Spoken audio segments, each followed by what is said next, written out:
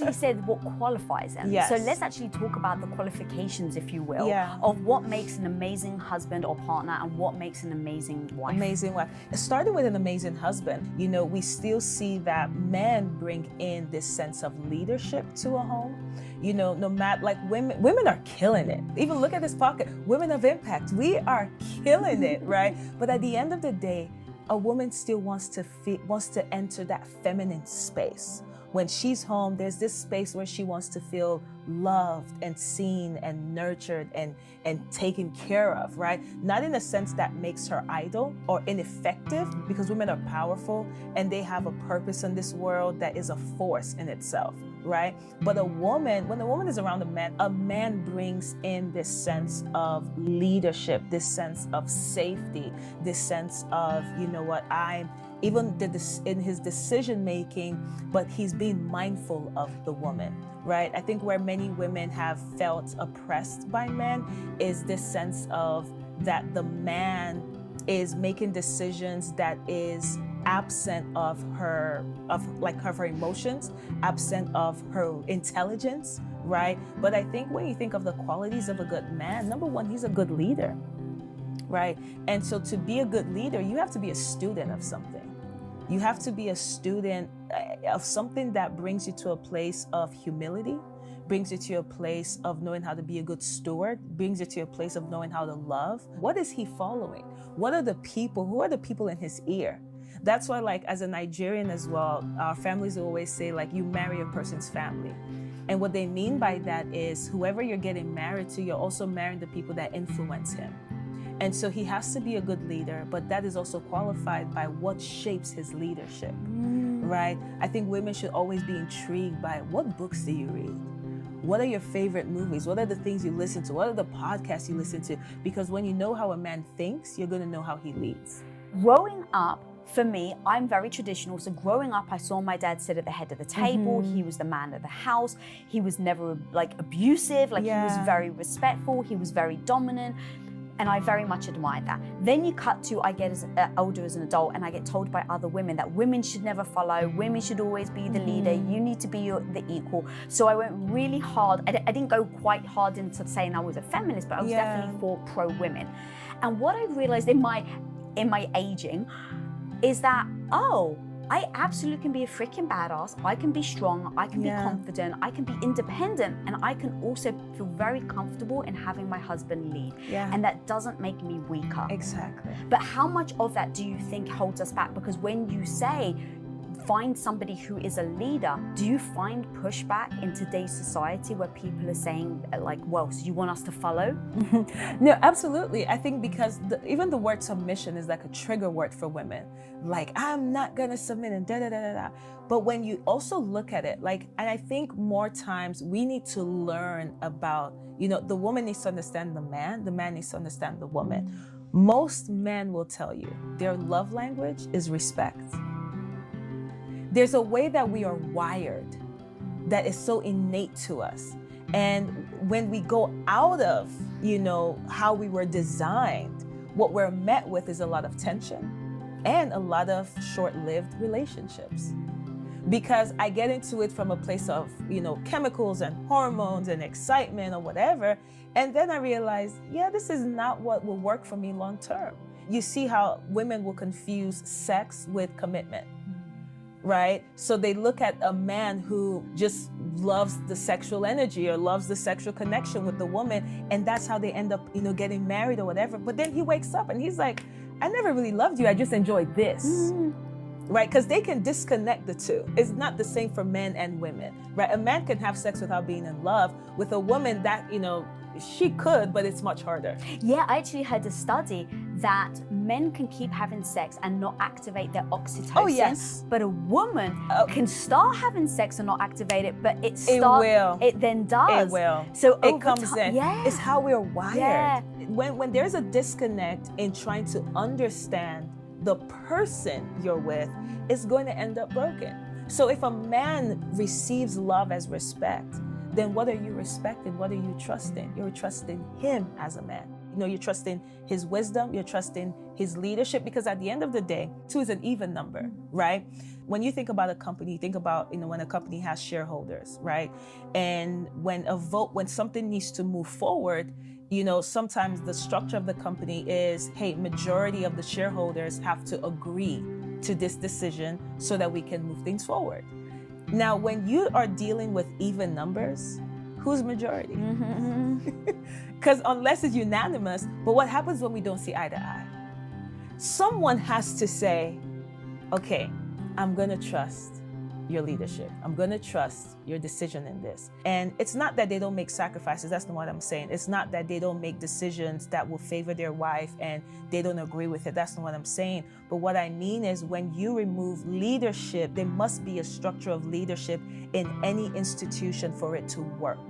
In a company, you have to have a CEO. Right? In a university, you have to have a dean, right? So for any institution to work, there must be a clear order of leadership. It has to happen. If not, it's going to be chaotic. And marriage is also an institution. Yes, we're partners, but for this to work, at some point, I have to recognize and honor your leadership in the home. And do you think that that's partly what is necessarily going wrong, I would say, right now, where everyone thinks a relationship needs to be equal, which means that you make decisions together and there isn't a follower and a leader. And because of that, when you come to conflict, it's hard to have a resolution. And that's when you have irreconcilable differences as the cause of divorce. That's so true. And in thinking about just what you're saying on like a very tiny, small little level, a few weeks ago, both of my 2 puppies, I got a new puppy, and both of my dogs got kennel cough. And I turned to Tom and I was like, so they're getting medication. And I was like, oh, what do we do, babe? Now, I'm very capable of thinking through it. I'm very capable of making the decision. But we've decided that he is the head of the family. And I like that. And so I trusted his opinion, where I was like, okay, well, what are we going to do? And he suggested, and he asked me my advice. He's like, what do you think about this idea? And I was like, to be honest, I don't know. So we should definitely just follow you. And so that, I get why you can take one little thing like that. You have that day in, day out, day in, day out for 2 years and 9 months. That is the statistic. I can actually, in fact, totally see how if you don't have a if you leader, don't have that, it's going to break. Because leadership also brings vision. Without vision, you can't. There's no movement. Without vision, there's only so far I can go without getting hazy. And that's how people wake up and they're like, wait, why am I in this? Right? Being a good leader is not about a trump card. It's not about, I'm the leader, so it's what I say. No, it's how you love. It's that you are so mindful of your wife that in your decision making, she's factored in. But there's also this understanding that, wow, she trusts me.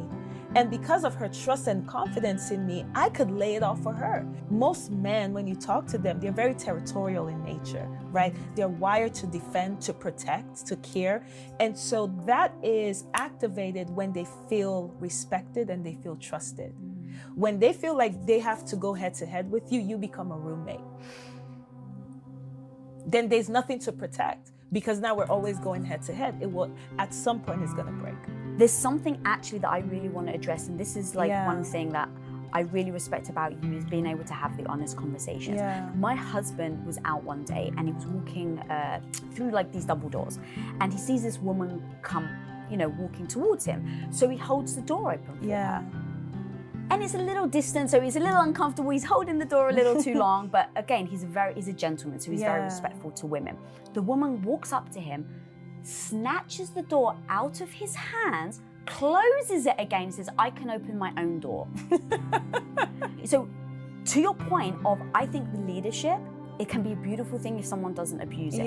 But right now, there is a world where there are some women that perceive any leadership by a man as oppression. And even when you say that, there are women who perceive that as oppression, that already tells you there's trauma. So if I'm seeing someone do a kind gesture, it's a kind gesture. You're opening the door for me. That's a kind thing. If I go so far to the point that I'm like, you know what? I'm going to go out of my way, close the door, reopen the door, and let you know I can open my own door. There's hurt layered underneath that. There's trauma layered underneath that. That needs to be healed. it's not a natural response of a woman. It's a response that comes from pain. It's a response that comes from being overlooked.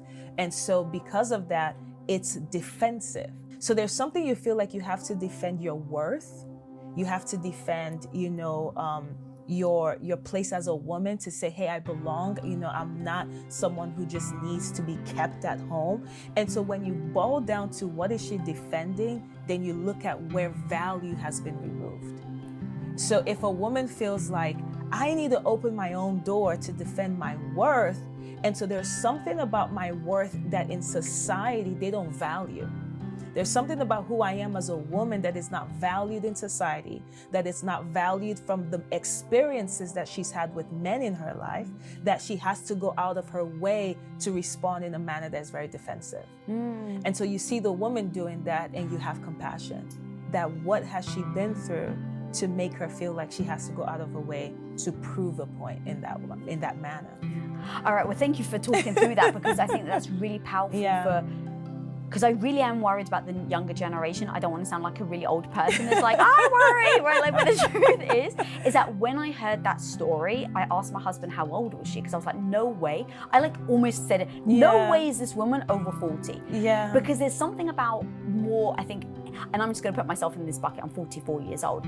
I grew up with chivalry being the top thing. You saw that in movies. You saw chivalry. Obviously, we got taught a lot of bad things as well, but you did see chivalry.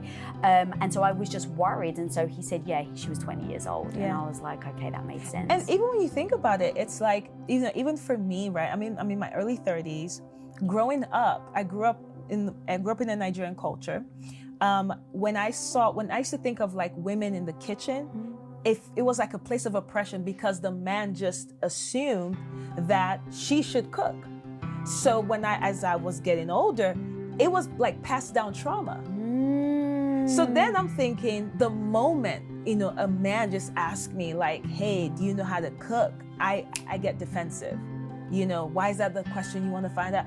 And he's not coming with any harm, but there's passed down trauma. So then you have this situation where you're going out of your way to not wanting to be that person. And then I realized I actually enjoy cooking.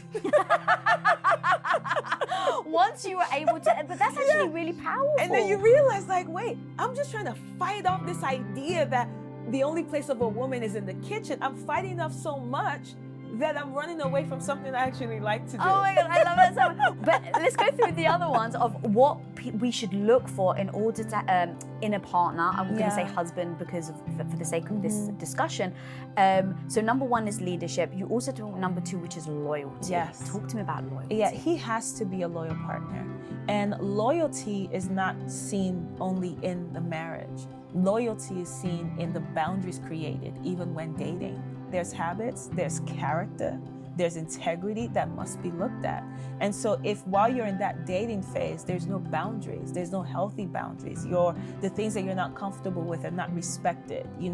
For example, I think the most common thing in relationships is when you see whether the woman or the man, and maybe there's an ex that it was a big thing, and they're not comfortable with like, hey, I don't like the fact that you and your ex maybe hang out and have lunch or whatever. If he's not willing to make sacrifices for you, to respect the boundaries that would sustain a healthy home emotionally, then you really have to look into that. Because one of the things I truly believe, no man just wakes up or woman just wakes up and say, you know what, today is a great day to cheat on my spouse. You hope not, at least. Nobody does that. And so a lot of times infidelity, even as a pastor, I have counseled, many couples, and a lot of times infidelity is the fruit of lack of boundaries. And so boundaries, what I encourage people to do, I'm like, you don't put boundaries because you don't trust yourself. You put boundaries to make sure that there's a lesser version of you that shows up sometimes. And when that version of you shows up, there must be something that has already been sustained and you're consistent in that you don't default to. And what is that lesser version of a person? The person who, finds themselves unhappy. because you might wait. Happiness has to do with things that are happening in a home. And there are moments where your spouse might be going through a hard time. Your spouse might be depressed. Families can experience a loss of a child, a loss of a loved one, a loss of a parent. There are moments where you can go into a deep depression. There are moments where maybe you and your spouse are just not seen eye to eye. There are moments where it could be even just, the sexual chemistry is off because of whatever reason. There's a lesser you that shows up in that moment. And if you don't have boundaries, then your default is, you know what, I'm going to text my ex and share how unhappy I am. And that opens the door for someone else to say, oh, I can get him back. I can get her back.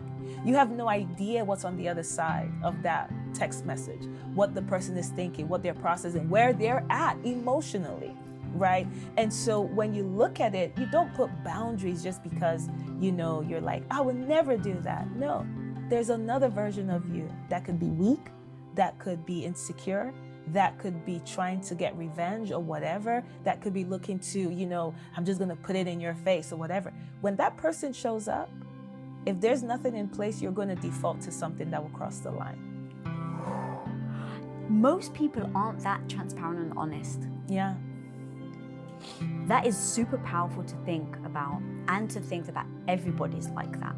Yeah. And so when you think about the boundaries, it is for your own sake, right? Is that, a lesser you, but also your partner's lesser version may show up. So talk to me about then temptation. Mm-hmm. When you're looking for a partner that you feel like, okay, are they going to be the right person for me? Because I don't believe that we should ever settle. I don't think that we should ever take whatever's given to us. It's like, who do you deserve, and then how do you find them? So as we think through the being able to trust somebody, how would you even know, as you get to meet somebody, whether they're the type of person that would take temptation versus do the work and set the boundaries? It's in conversations, right? That's why I think it's very healthy for people to engage with each other, to learn how they think. First of all, we're like a social media generation. The first time you might meet a person, the next question is, oh, what's your social media? So you're experiencing them from pictures and videos. You're experiencing them from their highlight reel. And so many times I've literally seen where two people meet, and the next thing is, hey, are you on Instagram? What's your social media, whatever? And the moment that's exchanged, the version they fall in love with is not the person in front of them, is the reels. They're falling in love with the idea of a person based on what you're experiencing from social media. So you would realize, it always blows me away when I'm sitting with couples and there were questions they never asked each other.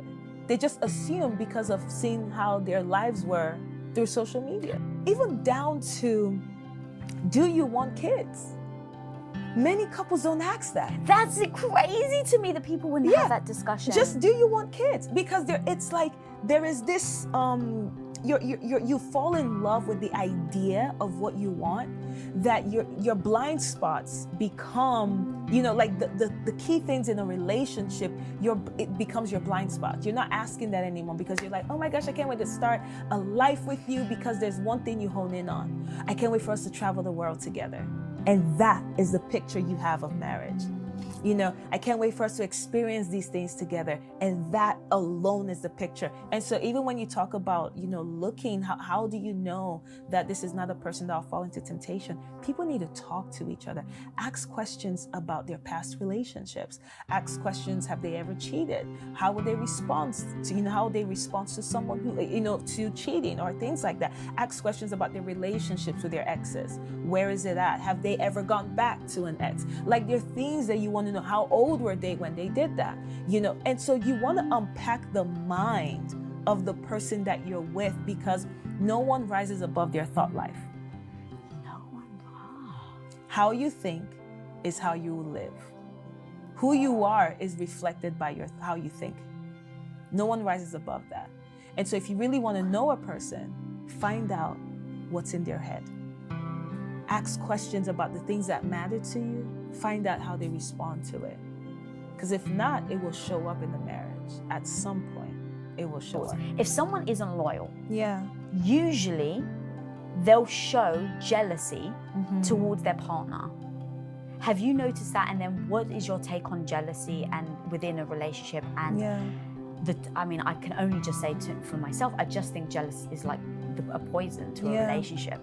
No, I think jealousy is very destructive by nature to both parties, because even the being disloyal in a marriage, right?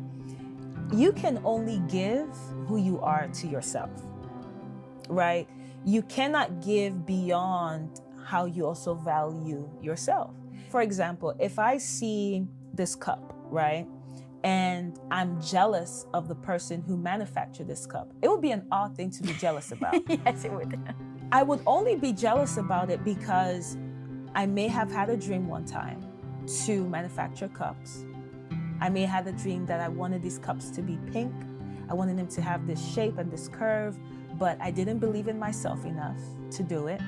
I didn't think I had the resources or the relationships or the right people to go to. I had this dream, but I didn't have the knowledge to back it up. And here you are, manufacturing the very cup I desired. So when I see you, you are a reminder of my failure. And you are a reminder of a dream that was never fulfilled.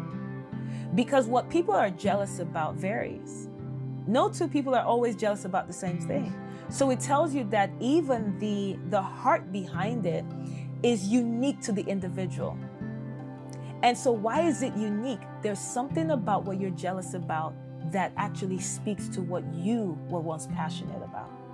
If I have a spouse, for instance, if I'm jealous of a spouse that is very outgoing, very,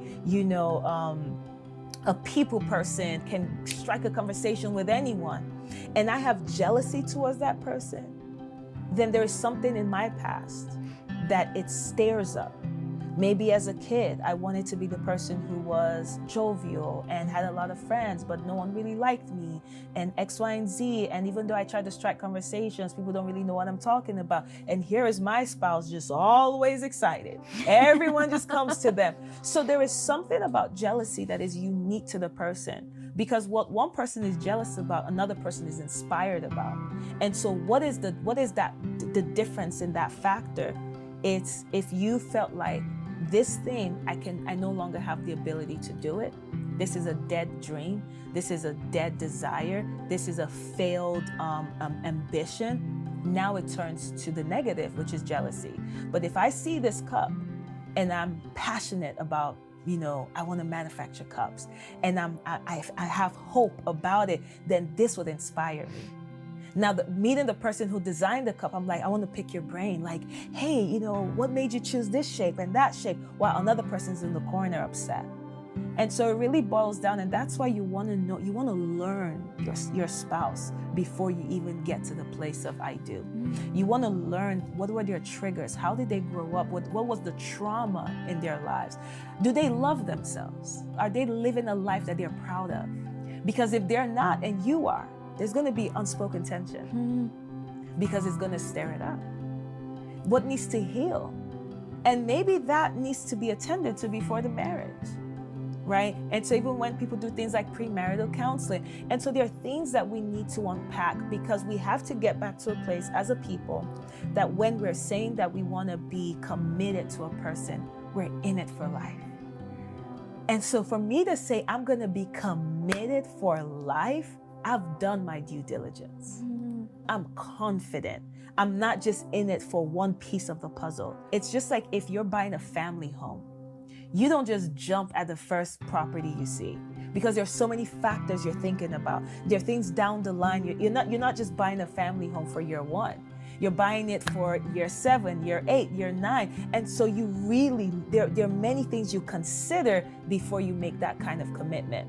If you're buying an investment property and it's short term, you don't really consider much. It's like, that's like the dating stage. I'm not even gonna live here. I'm renting this out. It's not much that needs to be put into this. Matter of fact, you give someone else the job.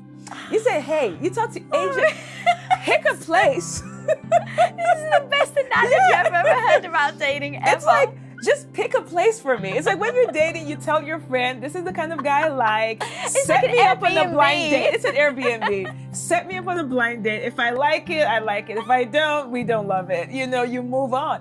But you're not gonna tell a friend, hey, pick a husband for me and just have him at the altar and I'll be down there. And I'll be right there. Nobody does that. That's too funny. Right? So if you really want to be in it for the long haul, then don't feel like there needs to be a rush. Unless in a short time you're very confident. There's conversations you've had, there are things you understand, and you're very confident about the person that you're with.